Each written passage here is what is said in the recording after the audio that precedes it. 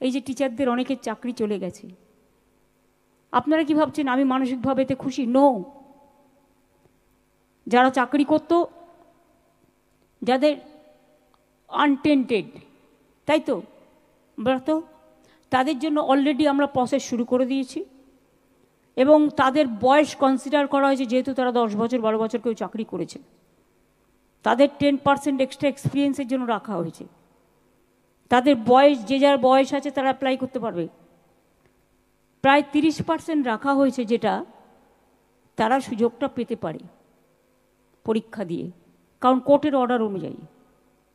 এখানে আমাদের হাত পা বাঁধা, কিন্তু আমরা যেটা করতে পারি সেটা হচ্ছে আমরা তাদের অ্যাডভান্টেজ দিয়েছি যাতে পরীক্ষা দিয়ে তারা স্বমহিমায় ফিরে আসতে পারে।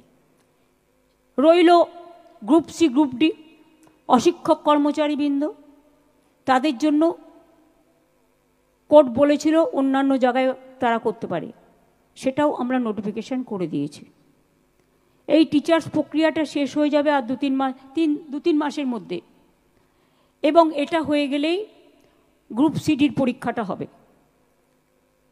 আমি এক্সপিরিয়েন্সটাকে কাউন্ট করার জন্য সিএসকে বলবো লিগালি কথা বলে নিয়ে, কারণ যারা অলরেডি 10-12 বছর চাকরি করেছে তাদের বয়সটা তো ওভার হয়ে গেছে।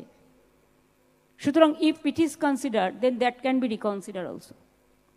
আর রইলেও পড়ে আমার হাতে আরও কিছু, যারা বেচারা টিচারিতে কাজ করেও আজকে অযোগ্য প্রমাণিত হয়েছে।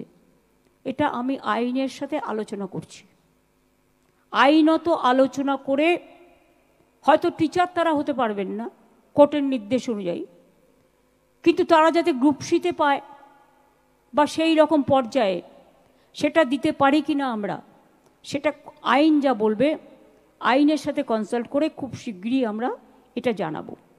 আমি কাউকে হতাশ হতে বারণ করব, তার কারণ আমাদের সরকার হচ্ছে মানবিক সরকার এবং আমাদের দৃষ্টিভঙ্গি অলওয়েজ আমরা পলিটিক্যালি দেখি না, আমরা মানবিকভাবে দেখি।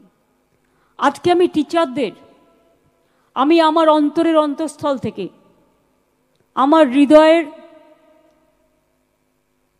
হৃদভাণ্ডার থেকে অনেক শুভকামনা, অনেক শুভনন্দন জানাচ্ছি।